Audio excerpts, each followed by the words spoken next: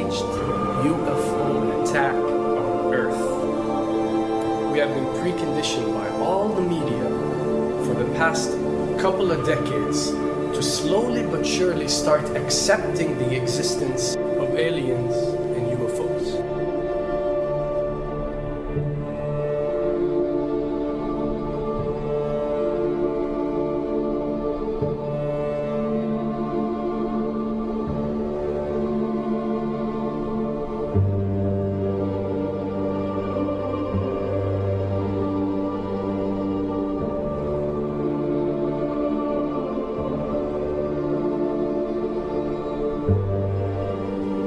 I can tell you right now that 99% of every UFO sighting that has ever taken place has actually not been an unidentified flying object, because this has always been military technologies.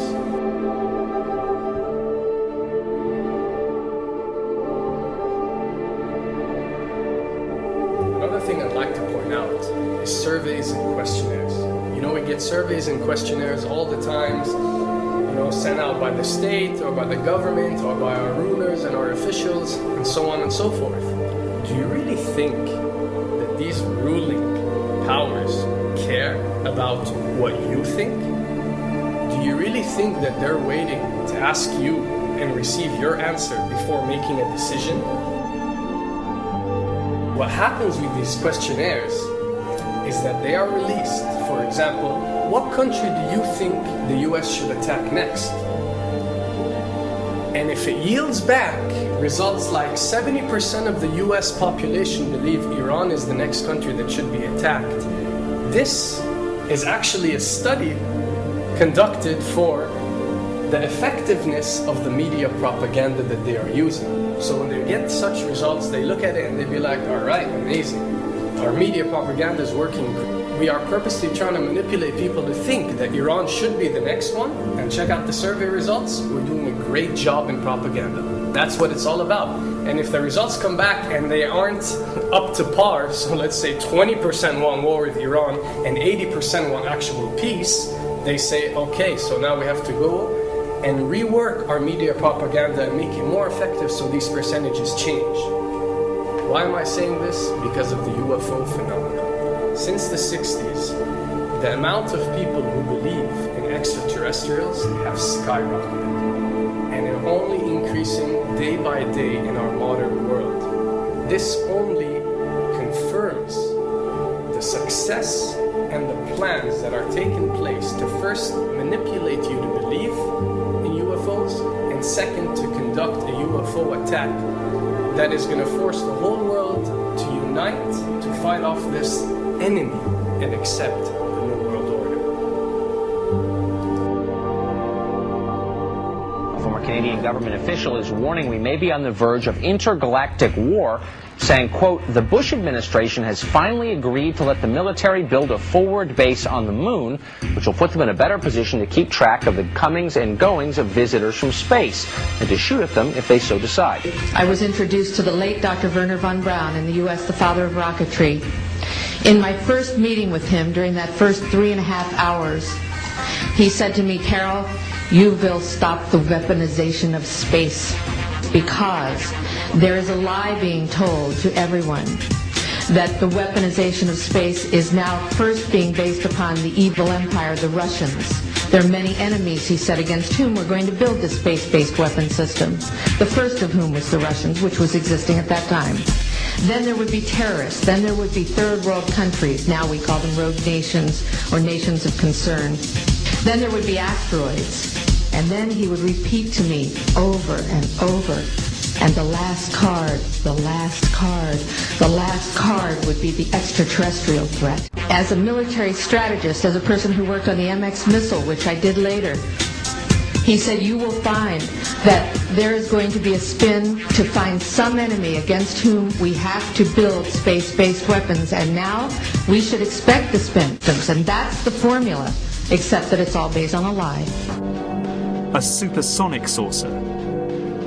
Called the Silver Bug, it was truly revolutionary. The plans show in detail a multi-jet engine craft that boasted amazing maneuverability and speed. It's an intriguing thought that this concept may tie in with the work of the German scientists who brought saucer technology to the US at the close of the Second World War. What was needed were certain cover stories. What do you do when people are spotting aircraft and then telling reporters that they've seen something very unusual flying out of an airbase in Nevada? And frankly, this was the origin of a lot of the sightings that took place in the mid-50s, 1954, 55, 56, of unidentified flying objects, the UFOs. So the CIA was involved in encouraging people to believe that, yes, they saw UFOs, and the CIA and the military tried to be very helpful to reporters to get these stories out, to divert the attention of the country, and particularly the people in this region, about what they had actually seen. Mexican Air Force pilots capturing on videotape what are said to be 11, count them, 11 UFOs. The Mexican Air Force has released a video that some of you are going to find difficult to believe. A journalist says it shows images of UFOs tracking a Mexican military plane. So what's the truth about UFOs?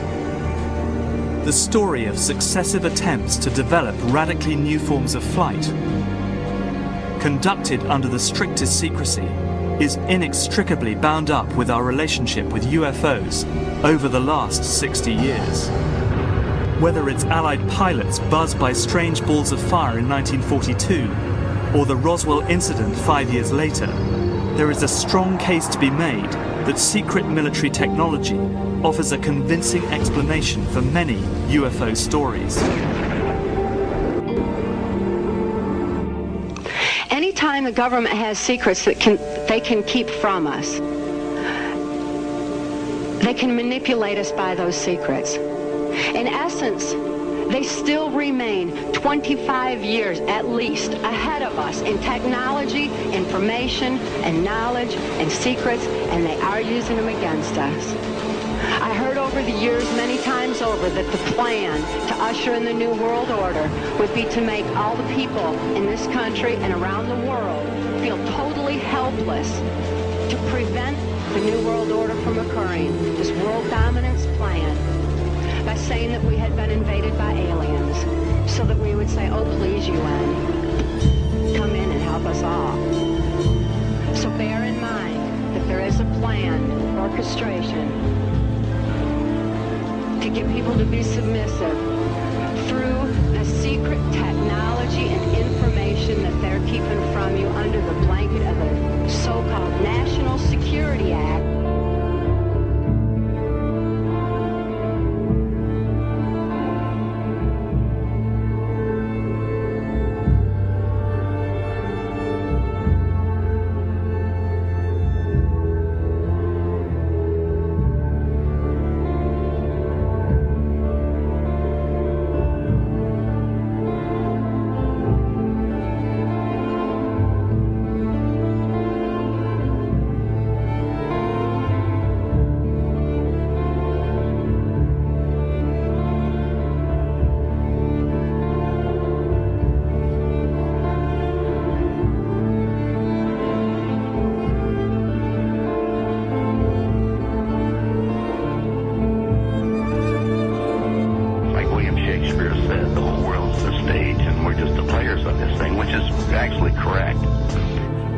Perhaps we need some outside universal threat to make us recognize this common bound. I occasionally think how quickly our differences worldwide would vanish if we were facing an alien threat from outside this world.